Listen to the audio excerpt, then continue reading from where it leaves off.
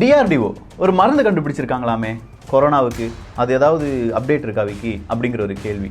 சீனா தான் இந்த வைரஸை உலகம் முழுவதும் பரப்பி விட்டுட்டாங்களாமே, ஒரு செய்தி புதுசாக வந்துட்டுருக்கே அப்படின்னு சொல்கிற ஒரு செய்தி. இது புதிய செய்தியா? கிடையாது. இதுக்கான ப்ரூஃப் இருக்குது. அமெரிக்கா இதனுடைய ஆவணங்களை சப்மிட் பண்ணியிருக்காங்க. என்னென்ன விஷயங்கள் இருக்குது அப்படிங்கிறத பார்த்துடலாமா? அன்பு தமிழஞ்சங்களுக்கு தமிழ் பொக்கிஷத்தின் வணக்கங்கள்.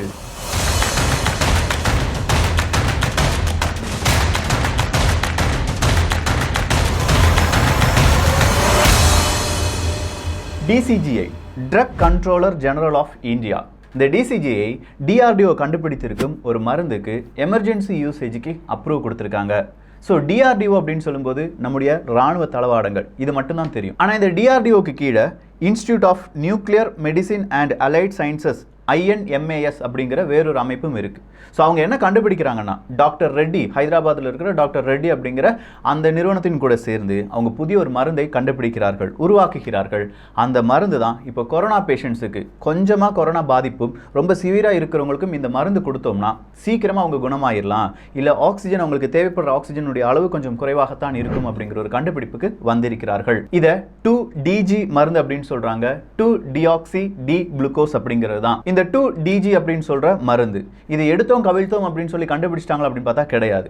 இதனுடைய ஃபர்ஸ்ட் ஃபேஸ் அப்படிங்கிறதுலாம் போன வருடமே தொடங்கி அதனுடைய இரண்டாவது கட்டத்தில் கிட்டத்தட்ட இரண்டாவது கட்டத்தை இரண்டாக பிரித்து ஃபேஸ் 2A ஃபேஸ் 2B அப்படின்னு சொல்லி ஃபேஸ் 2Aல 6 மருத்துவமனைகளும் ஃபேஸ் 2Bல 11 மருத்துவமனைகளிலும் இந்த மருந்துக்கான சோதனை என்பது செய்யப்படுகிறது. அப்படி சோதித்து பார்க்கும்போது என்ன நடைபெறுகிறது என்றால், இந்த மருந்து உட்கொள்ளுபவர்கள் கொரோனாவிலிருந்து சீக்கிரமாக ரெக்கவர் ஆயிடுறாங்க அப்படிங்கிறது கண்டுபிடிக்கிறாங்க. சரி, ஃபேஸ் 3 அப்படின்னு சொல்லும்போது இந்த ஃபேஸ் 2லாம் எப்போ நடந்துச்சு அப்படின்னு கேட்டிங்கன்னா, போன வருடம் மே மாதத்திலிருந்து அக்டோபர் மாதம் வரை நடைபெறுகிறது. அடுத்ததான் ஃபேஸ் 3 போன வருடம் நவம்பர் டிசம்பர்லேருந்து இப்போ மார்ச் வரை இந்த ஃபேஸ் 3 அப்படிங்கிறது நடைபெற்றது. கிட்டத்தட்ட 27க்கும் அதிகமான ஹாஸ்பிட்டல்ஸ், பல மாநிலங்களில் இருக்கிற மருத்துவமனையில் இந்த 2DG அப்படிங்கிற மருந்து என்பது சோதித்து பார்க்கப்படுகிறது. இதன் பிறகுதான் டிஆர்டிஓ யார்கிட்ட போகிறாங்க? நேராக டிசிஜிஐட்ட போகிறாங்க. டிசிஜியும் அதுக்கு இப்போ அப்ரூவ் கொடுத்துருக்காங்க. ஸோ டிஆர்டிஓனுடைய இந்த மருந்து எல்லாருக்கும் கிடைக்கும். இதை வந்து ஈஸியாக ப்ரொடியூஸ் பண்ணலாம் அப்படின்னு சொல்லியிருக்காங்க. ஏன்னா இது ஒரு ஜெனரிக் மாலிகூல்ஸ் தான். ஸோ நம்ம நினைக்கிற மாதிரியான குவான்டிட்டி இதை உற்பத்தி பண்ண முடியும் அப்படிங்கிற ஒரு உறுதியை கொடுத்திருக்கிறார்கள். பார்க்கலாம் இது எந்த அளவுக்கு கொரோனா பேஷண்ட்ஸுக்கு, நோயாளிகளுக்கு உதவுகிறது அப்படின்னு சொல்லி. ஸோ ஒரு பக்கம் டிஆர்டிஓடைய செய்தி புதிய மருந்து கண்டுபிடிச்சிட்டாங்க அப்படிங்கிறது தான். இன்னொரு பக்கம் நேற்று 2 நாளாக ரொம்ப வைரலாக ஓடிட்டு இருக்கிற செய்தி என்னன்னா, அமெரிக்காவிடம் சில டாக்குமெண்ட் அப்படிங்கிறது சிக்கிருச்சு. அந்த டாக்குமெண்ட்ல 5 வருஷத்துக்கு முன்னாடி, கொரோனா வர்றதுக்கு 5 வருஷத்துக்கு முன்னாடி 2015லேயே சீனாவினுடைய ராணுவ தளபதிகள் இல்லாட்டி சீனாவினுடைய ராணுவத்தில் இருக்கும் உயர் அதிகாரிகள் எல்லாருமே சேர்ந்து 3வது உலகப்போரை நம்ம கட்டுப்படுத்த வேண்டும் என்றால் இந்த மாதிரியான பயோ வெப்பனை யூஸ் பண்ணணும், வைரஸ் வேர்ஃபேர் பண்ணணும் அப்படின்னு சொல்ற ஒரு டாக்குமெண்ட் தான். அது உண்மையா என்று கேட்டால் அது உண்மை என்று பல நாடுகளும் சொல்லியிருக்கிறது. ஆஸ்திரேலியா சொன்னாங்க, பிரேசில் சொன்னாங்க, அமெரிக்கா சொல்லிட்டு இருக்காங்க, இப்படி பல நாடுகள் சொல்லிட்டு இருக்காங்க. போன வருடத்திலேயே ஆஸ்திரேலியாவை சேர்ந்த நிறைய ஊடகங்களும் இந்தியாவை சேர்ந்த ஊடகங்கள் கூட ஒரு செய்தியை வெளியிட்டது. அதுக்கான ப்ரூஃப் எல்லாம் கீழே டிஸ்கிரிப்ஷனில் இருக்கு. ஸோ ப்ரூஃபோடி தான் நம்ம பேசுகிறோம். அது என்ன செய்தினா, ஆஸ்திரேலிய ஊடகம் வெளியிட்ட செய்தி, சீனாவும் பாகிஸ்தானும் ஒரு சீக்ரெட் ப்ராஜெக்ட்ல இருக்காங்க. அந்த சீக்ரெட் ப்ராஜெக்ட் வழியாக இந்த உலகத்தை கட்டுப்படுத்துவதற்கு, அதை இந்தியாவை மையப்படுத்தி கட்டுப்படுத்துவதற்கு அவங்க இந்த மாதிரி பயோ வெப்பன்ஸை ஏவி விடுவதற்கான வாய்ப்புகள் இருக்கின்றன.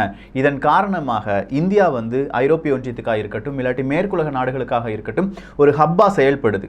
நல்லா யோசிச்சு பார்த்தோம்னா சீனா இல்லைனா இந்தியா, இதுதான் உலகத்தினுடைய நிலைமை. இப்போ இந்தியாவில் நிறைய பொருட்கள் கிடைக்காம போனதால் சீனாவுக்கு போவாங்க. அதே நேரத்தில் சீனாவில் கிடைக்காத பொருட்களுக்கெல்லாம் இந்தியாவுக்கு வருவாங்க. ஸோ இந்தியாவை மொத்தமாக காலி பண்ணிட்டோம்னா, ஒரு வைரஸ் விஷயத்தில் இந்தியாவை மொத்தமாக காலி பண்ணிட்டோம்னா அடுத்தது யார் மட்டும்தான் நிற்பா? அங்கே சீனா மட்டும்தான் நிற்கும். இதனால பயோ வெப்பன்ஸை யூஸ் பண்ணுறதுக்கான சான்சஸ் இருக்கு அப்படின்னு சொல்கிற ஒரு செய்தி தான். இதெல்லாம் எப்படி உறுதிப்படுத்த முடியும்? இல்லாட்டி இந்த கனெக்டிங் த டாட்ஸ் நமக்கு கை வந்த கலை தானே. கொஞ்சமாக யோசிச்சு பாருங்களேன். பாகிஸ்தான் சொல்கிறாங்க, நாங்கள் இந்தியாவுக்கு உதவுறதுக்கு தயாராக இருக்கோம் வைரஸ் விஷயத்தில் அப்படின்னு சொல்லி. செகண்ட் வேவ் வந்துருச்சு, இந்தியா ரொம்ப பெரிய அளவில் பாதிப்படைஞ்சிருச்சு. பாகிஸ்தானுடைய அந்த வார்த்தை ஒரு உதவுவதாக இருந்தாலும் அது வேற மாதிரியான ஒரு மெசேஜும் இருக்குது. அதாவது இந்தியா அப்படிங்கிறது ஒரு நார்மலான நாடு தான், எங்களே மாதிரி ஒரு 3வது நிலையில் இருக்கக்கூடிய நாடு தானே தவிர இந்த உலகத்தை இந்தியாவால் காப்பாற்ற முடியாது. இப்போ இந்தியாவை நாமெல்லாம் சேர்ந்து காப்பாற்ற வேண்டும் அப்படிங்கிற ஒரு நிலைமைக்கு இப்போ இந்தியா வந்துருச்சு. கரெக்டு தானே? அதே நேரத்தில் சீனா பல நாடுகளுக்கும் இன்டைரக்டாக ஒரு மெசேஜ் அனுப்பிட்டு இருக்காங்க, உங்களுக்கு இந்தியாவால் எந்த ஒரு பிரயோஜனமும் இனி நடக்க போகிறது கிடையாது, இந்தியாவுக்கு வேணும்னா நான் உதவுறேன், உங்களுக்கு வேண்டுமானாலும் நான் உதவுகிறேன் அப்படின்னு சொல்லிட்டாங்க. ஸோ உங்களுக்கு உதவுகிறேன் அப்படின்னு சொல்லி சீனா சொல்லும்போது மனிதாபிமானத்தில் அவங்க சொல்லியிருப்பாங்கடா விக்கி அப்படின்னு சொல்லி யாருமே இங்கே நினைக்க மாட்டோம். ஏன்னா அதுக்கு பின்னாடி இருக்கிற கேம் பிளேலாம் வேற. உஹான் வைரஸ் அப்படின்னு சொல்லி தான் இந்த வைரஸை டொனால்டு ட்ரம்ப் அவர்கள் அழைத்தார்கள். தைவான் கூட இது உஹான் வைரஸ் அப்படின்னு தான் சொல்லி அழைத்தது. வேர்ல்டு ஹெல்த் ஆர்கனைசேஷனா உஹான் ஹெல்த் ஆர்கனைசேஷன் அப்படிங்கிற ஒரு டவுட் வர நமக்கு வந்தது. அதே வேர்ல்டு ஹெல்த் ஆர்கனைசேஷன் சீனாவுக்கு போறாங்க. ரொம்ப நாட்களுக்கு பிறகு, ரொம்ப இழுபறிக்கு பிறகு இந்த வைரஸ் உஹான்ல ஒரு இடத்துல இருந்து தான்ப்பா வந்திருக்கு, ஒரு மார்க்கெட்ல இருந்து தான் வந்திருக்கு, நாங்க போய் சோதனை பண்றோம் அப்படின்னு சொல்லி வேர்ல்டு ஹெல்த் ஆர்கனைசேஷன் கேட்க அதை சீனா மறுக்க, ரொம்ப நாட்களுக்கு பிறகு இருக்கிற தடயங்கள் எல்லாம் அழித்த பிறகு வேர்ல்டு ஹெல்த் ஆர்கனைசேஷனுக்கு அவங்க அனுமதி கொடுக்க, அப்படி அனுமதி கொடுத்த பிறகு சீனா கொஞ்சம் இடத்துக்கு ரெஸ்ட்ரிக்ஷன் கொடுக்க, வேர்ல்டு ஹெல்த் ஆர்கனைசேஷன்ல இருக்கிற நிறைய நபர்கள் என்ன சொன்னாங்க, இது சீனால இருந்து வந்திருக்க வாய்ப்பு இல்லை அப்படின்னு சொல்லி கொஞ்சம் நபர்கள் சொல்ல, ஒன்றோ இரண்டோ நபர்கள் மட்டும் எங்களுக்கு முக்கியமான இடத்தை சீனா காண்பிக்கவில்லை அப்படின்னு சொல்லி ஒரு பழியை போட, இதெல்லாம் நடந்து முடிஞ்ச கதை. ஸோ சீனாவும் பாகிஸ்தானும் இணைந்து இந்த மாதிரியான ஒரு வேலையில் ஈடுபட்டார்கள் என்றால் பாகிஸ்தானும் பாதிப்படைஞ்சிருக்கே, அதனால நம்ம அப்படி டவுட் பண்ண முடியுமா அப்படிங்கிற ஒரு கேள்வியும் இருக்கு. ஆனா சீனாவினுடைய நிலைமை அப்படி கொஞ்சம் எடுத்து பாருங்களேன். உஹான்ல இருந்து வந்துச்சுன்னு சொன்னாங்க. உலகமே சீனாவுக்காக ரொம்பவே பரிதாபப்பட்டோம். சீனா என்ன செஞ்சாங்க, அவங்க நாங்க கட்டுப்படுத்திட்டோம் சொன்னாங்க. இப்போ எல்லா நாடுகளுக்கும் 3வது அலை 4வது அலை இப்படி வீசிக்கொண்டிருக்கிறது. அதுல ஆயிரக்கணக்கான லட்சக்கணக்கான மனிதர்கள் பாதிப்படைகிறார்கள். சீனா சொல்ற 2வது அலை 3வது அலைலாம் எப்படி தெரியுமா, 12 நபர்கள் வந்தால் 2வது அலை, 13 நபர்கள் வந்தால் 3வது அலை, அப்படி இப்போ 5வது அலையில் இருக்கிறார்களாம். 7 நபர்கள் இருக்கும்போது அது 5வது அலையாக அங்கே பார்க்கப்படுகிறது. நீங்க எப்படி கட்டுப்படுத்தினீங்க, சோஷியல் டிஸ்டன்சிங் வழியாகவா, மாஸ்க் போட்டது வழியாகவா அப்படின்னு கேட்டா சீனாவிடம் இருந்து சரியான ஒரு பதில் இன்றளவும் கிடைக்கவில்லை. ஏங்க அவங்களால கட்டுப்படுத்த முடியுது, அந்த அளவுக்கு மக்களை ரெஸ்ட்ரிக்ட் பண்ணி வச்சிருக்காங்களா அப்படின்னு கேட்டா அது கிடையாது. ஸோ காற்றில் பரவும் அப்படின்னு சொல்லி வேர்ல்டு ஹெல்த் ஆர்கனைசேஷன் அறிவிச்சிட்டாங்க. காற்றில் பரவும்னா அப்போ சீனாவில் மட்டும் காற்று வீசவில்லையா, இந்த கேள்விலாம் வரணும். அப்போ இங்கே இருக்கிற அறிவியலாளர்கள் இல்லாட்டி இதை கண்டுபிடிக்க வேண்டியவங்க, இதுக்கு முக்கியமான பொறுப்புகளில் இருக்கக்கூடியவர்கள் சீனா இதை எப்படி கட்டுப்படுத்தியது அப்படிங்கிற ஒரு கேஸ் ஸ்டடி நடத்தினாலே எல்லா நாடுகளையும் எல்லா மாநிலங்களையும் காப்பாற்றி விடலாம். இவங்க ஏன் கேஸ் ஸ்டடி நடத்தாம இருக்காங்க? இந்த மாதிரியான பல கேள்விகளுக்கு மத்தியில தான் நேத்து அந்த டாக்குமெண்ட் ரிலீஸ் ஆனது. அதாவது சீனாவினுடைய ஹையர் ஆபீசர்ஸ், ஆர்மியில் இருக்கக்கூடிய எல்லா நபர்களுக்கும் தெரியும் 3வது உலக யுத்தத்தை கட்டுப்படுத்துவதற்காக நமக்கு பயோ வெப்பன் தேவைப்படுகிறது அப்படின்னு சொல்லி. சரி, இது அப்படியே இருக்கட்டும். 2015 இந்தியாவின் சார்பாக நிறைய பேர் ஒரு விஷயத்தை சொல்றாங்க, பயோலஜிக்கல் வார்ஃபேர்ல சீனா முதல் நிலையில் இருக்கும் அப்படின்னு சொல்லி அவங்களுடைய ஆய்வு கட்டுரையை வெளியிடுகிறார்கள். அதுக்கான லிங்க் வேணுமா, அதுவும் கீழே இருக்கு. ஸோ ஆய்வு கட்டுரையில் என்ன சொல்றாங்கன்னா, அவங்க 2025க்குள்ள நிறைய லேபை கிரியேட் பண்ண போறாங்க அப்படிங்கிறது தான் பயோ சேஃப்டி லெவல் 4 அப்படிங்கிற லேப். இந்த பயோ சேஃப்டி லெவல் 4 அப்படின்னு சொல்லும்போது அங்கே தான் இந்த மாதிரியான வைரஸை பாதுகாக்க முடியும். இந்த பயோ சேஃப்டி லெவல் 4 அப்படின்னு சொல்லும்போது அங்கே நுழையக்கூடிய மருத்துவர்களாக இருக்கட்டும், அங்கே வேலை செய்யும் ஊழியர்களாக இருக்கட்டும், அவங்க ட்ரெஸ் மாற்றணும், அடிக்கடி கையெல்லாம் கழுக வேண்டியிருக்கும், அந்த லேபை விட்டு அவங்க வெளியில் வரும்போது குளிக்க வேண்டும், நிறைய விதமான பொருட்கள் கெமிக்கல் எல்லாமே அவங்க பாடியில் அவங்க கையில் எல்லாமே யூஸ் பண்ணிட்டு தான் வெளியில் வர முடியும். இப்படி ரொம்ப பெரிய ரெஸ்ட்ரிக்ஷன்ஸ் இருக்கு. அது மட்டும் தானா, இந்த BS4 லேப்லாம் இருக்கு பாருங்க, அந்த லேப்ல இருந்து வெளியேறக்கூடிய காற்றை ஃபில்டர் பண்ணணும். ஏன்னா காற்று வழியாக கூட இந்த மாதிரி வைரஸ்லாம் தப்பிச்சு போயிருக்கான வாய்ப்புகள் இருக்கு அப்படின்னு சொல்றாங்க. 2019 CDC என்ன அறிவிப்பு கொடுக்குறாங்கன்னா, உஹான் மாகாணத்தில் ஒரு பயோ சேஃப்டி லெவல் 4 அப்படிங்கிற லேப் இருக்கு. அந்த லேப்ல நமக்கு தெரியாம நிறைய வைரஸை வைத்து சோதித்து கொண்டிருக்கிறது சீனா அப்படிங்கிற ரிப்போர்ட்டை வெளியில விடுறாங்க. அதுக்கான லிங்கும் கீழே டிஸ்கிரிப்ஷன்ல இருக்கு. CDC அமெரிக்காவினுடைய மிக முக்கியமான அமைப்பு. அந்த அமைப்பு சொல்லுது, உஹான்ல இந்த மாதிரி ஒரு லேப் இருக்குப்பா, அந்த லேப் வழியா நிறைய விதமான வைரஸ் தப்பிப்பதற்கான வாய்ப்புகள் இருக்குன்னு சொல்றாங்க. ஸோ இப்போ நம்மகிட்ட இருக்கிற கேள்வி, இந்த மாதிரி ஒரு வைரஸை பயோ சேஃப்டி லெவல் 4 இருக்கிற லெபோரட்டரியில் வளர்க்க முடியுமா அப்படிங்கிறது தான். நம்ம இப்போ பார்க்குற கோவாக்சின் அப்படிங்கிற அந்த வேக்சின், அந்த கோவாக்சின் அப்படிங்கிற வேக்சினில் என்ன செஞ்சுருக்காங்க, டெட் அப்படி இல்லைனா இன்ஆக்டிவேட்டட் வைரஸ், வளர்க்கப்பட்ட வைரஸை கொஞ்சோ இல்லாட்டி இன்ஆக்டிவேட்டட் ஸ்டேட்லேயோ அதை ஒரு வேக்சினாக மனித உடலில் செலுத்துகிறார்கள். ஸோ அதற்கு நம்ம ஒரு வைரஸை வளர்க்க வேண்டும். இப்படி வளர்க்கணும்னா அங்கே என்ன வேணும், பயோ சேஃப்டி லெவல் 4 இருக்கிற லெபோரட்டரி வேணும். இந்தியாவில் இருக்கு. அதே மாதிரியான ஒரு லேபை 2003வது வருடம் சார்ஸ் ரொம்ப பெரிய அளவில் பரவும் போது சீனா உருவாக்குகிறது உஹான்ல. சார்ஸ் அப்படிங்கிறது இந்த கொரோனா வைரஸ் ஃபேமிலியை சேர்ந்த ஒரு வைரஸ் தான். ஸோ சார்ஸ் வரும்போது அதை படிப்பதற்காக நாங்கள் இந்த BS லெவல் 4 இங்கே தீர்மானிக்கிறோம், உருவாக்குகிறோம் அப்படின்னு சொன்னாங்க.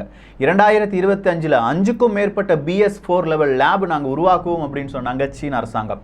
எதுக்குடா உனக்கு 5க்கும் மேலே BS4 லேப் அப்படின்னு கேட்கும்போது, இல்லை எதிரி நாட்டவர்களிடமிருந்து எங்களுக்கு இந்த மாதிரி அச்சுறுத்தல் எல்லாமே இருக்கு, ஏதாவது ஒரு வைரஸை ஏதாவது நாடு எங்கள் நாட்டுக்கு எதிராக ஏவி விட்டாங்கன்னா அதை நாங்கள் தடுப்பதற்காக இதெல்லாம் நாங்கள் பயன்படுத்துவோம் அப்படின்னு சொல்லிட்டாங்க. இந்த நேரத்தில் வேறொரு கேள்வி இருக்கு, ஏதாவது ஒரு வைரஸா அப்படிங்கிற ஒரு கேள்வி தான்.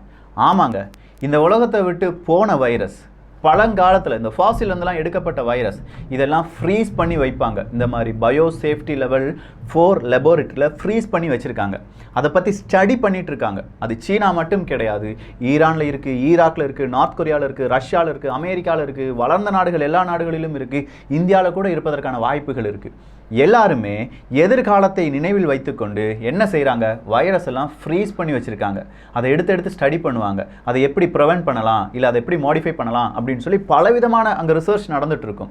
இந்த ரிசர்ச்சில் முன்னிலையில் இருப்பது யார் அப்படின்னு கேட்டிங்கன்னா, கண்ணை மூடிட்டு சொல்லுங்கள், சீனா தான். அவங்க டிஎன்ஏவை ஆல்டர் பண்ணுறதுக்கான நிறைய ரிசர்ச்சில் ஈடுபட்டு கொண்டு இருக்கிறார்கள். அவங்க புதுவிதமான வைரஸை, அதாவது செயற்கையாக இல்லாமல் அது இயற்கையாக உருவான மாதிரியே ஒரு வைரஸை உருவாக்க வேண்டும் அப்படின்னு சொல்லி டாக்குமெண்ட்டில் சொல்வதாக சொல்லுகிறார்கள்.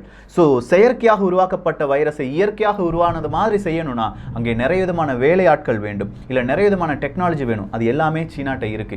இப்போ மறுபடியும் இருக்கிற கேள்வி என்னன்னா, இது அவ்வளோ உறுதியாக நம்மளால சொல்ல முடியாது. ஸோ அவ்வளோ உறுதியாக சொல்ல முடியாத ஒரு சிச்சுவேஷனில் ஒரு வைரஸ் எதற்காக பயன்படுத்துவார்கள், எப்படி பயன்படுத்துவார்கள், அதுவும் இந்த கேட்டகரி ஏல இருக்கிற வைரஸை எப்படி பயன்படுத்தினால் யாருக்கு லாபம் அப்படிங்கிறத நம்ம பார்த்துட்டு அதனுடைய முடிவை நீங்களே சொல்லுங்கன்னு சொல்லி விட போகிறேன்.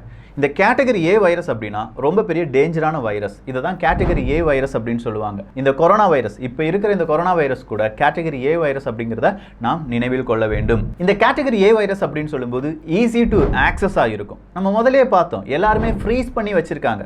கொரோனா வைரஸ் இல்லாட்டி யூகே வேரியன்ட், இப்போ யார்கிட்ட கேட்டாலும் எல்லா லெபார்ட்டரியிலும் யூகே வேரியன்ட் இருக்கும், சவுத் ஆப்பிரிக்கா வேரியன்ட் இருக்கும், இந்தியன் வேரியன்ட் இருக்கும், எல்லா வேரியண்ட்டும் இருக்கும். ஸோ ஈஸி டு ஆக்சஸ் ஆகிருக்கும். அவங்களே வளர்த்தெடுக்கலாம். அது செல் கல்ச்சர் வழியாகவோ இல்லாட்டி ஃபெர்மெண்டேஷன் மெத்தட் வழியாகவோ எப்படி வேணாலும் அதை வளர்த்தெடுக்கலாம். Easy to manufacture. அடுத்ததாக இருக்கிறது only a small number of virus is needed அப்படிங்கிறது தான். சின்ன கொஞ்சோண்டு வைரஸ் போதும்பா, ஒரு பிடி வைரஸ் அப்படியே எடுத்து தூக்கி போட்டிங்கன்னா என்ன ஆகும், எல்லாரும் உடம்புகளையும் போய் அதுவே டபுள் ஆகிக்கிடும். ஸோ கொஞ்சோண்டு வைரஸ் அவங்க இப்படி கண்டுபிடிச்சா மட்டும் போதும். கேட்டகரி ஏ வைரஸை நம்ம சொல்லிட்டு இருக்கோம். ஸோ இந்த மாதிரி கொரோனா வைரஸும் ஒரு இடத்துலேருந்து கொஞ்சோண்டு நபர்களிருந்து பரவுனது தான் இப்போ உலகம் முழுவதும் குறிப்பாக இந்தியாவை ஆட்டி படைத்து கொண்டிருக்கிறது அப்படிங்கிற செய்தியை நிமிடத்துக்கு நிமிடம், வினாடிக்கு வினாடி நம்ம பார்த்துட்டு இருக்கோம்.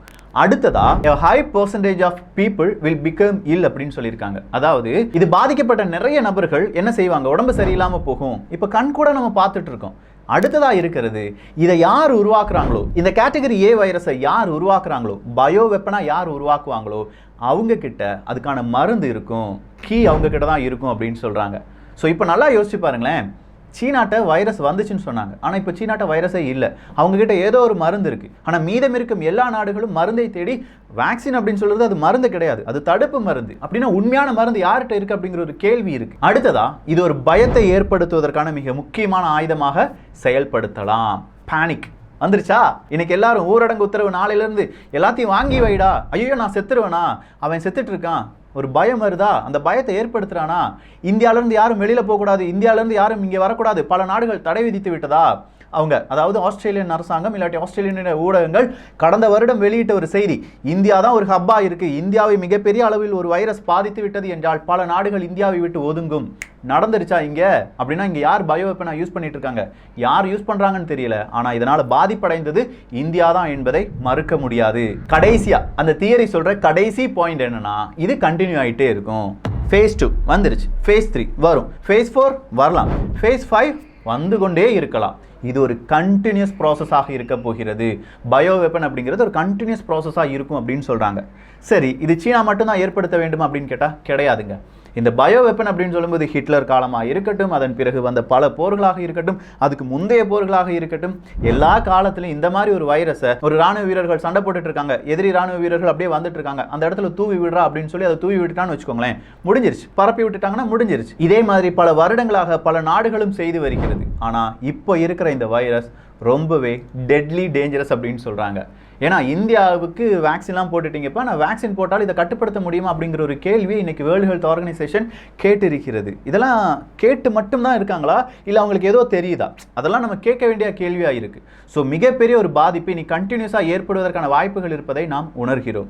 வாழ பழகிக்கொள்வோம், பிறருக்கு இதை பரப்பாமல் பார்த்துக்கொள்வோம், நமக்கு இது வராமல் பார்த்துக்கொள்வோம். அது மட்டும்தான் நம்மளால முடியும். சோஷியல் டிஸ்டன்சிங்காக இருக்கட்டும், மாஸ்க் போகிறது, வெளியில் போகும்போது மாஸ்க் போகிறதா இருக்கட்டும், இதை நாம் கடைபிடிப்போம். அரசாங்கம் சொல்லும் நம்ம சக்ஸஸ் ஆகிட்டோம்பா, யாரும் பயப்பட வேண்டாம் அப்படின்னு சொல்லுவாங்க. நம்முடைய இந்திய அரசாங்கம் ஜனவரி மாதம் 2021 மிக முக்கியமான ஒரு பரப்புரையை செய்கிறது. மோடி அவர்கள் வந்து சொல்றாங்க, இந்தியாவினுடைய சக்சஸ், நாங்க வைரஸை எதிர்த்து வெற்றி பெற்று விட்டோம், உங்களுக்கு நாங்கள் இருக்கிறோம் அப்படின்னு சொல்றாரு. ஜனவரி மாதம், பிப்ரவரி மாதம், மார்ச் மாதம், அடுத்ததா ஏப்ரல் மேல முடிஞ்சிருச்சு. இந்தியா சோழி ஒதுங்கிருச்சு. காரணம் என்ன? தேவையில்லாத அசால்ட் நம்பிக்கைகள். இந்த அசால்ட் நம்பிக்கைகள் தான் பெரிய பெரிய அதிகாரத்தில் இருக்கக்கூடிய நபர்கள், கலெக்டர் இல்லாட்டி பெரிய பெரிய ஆட்கள், அவங்களுக்குலாம் தெரியாதாங்க இந்த ஃபேஸ் 3 வரும், ஃபேஸ் 2 வரும், இல்லாட்டி செகண்ட் வேவ்லாம் வரும்.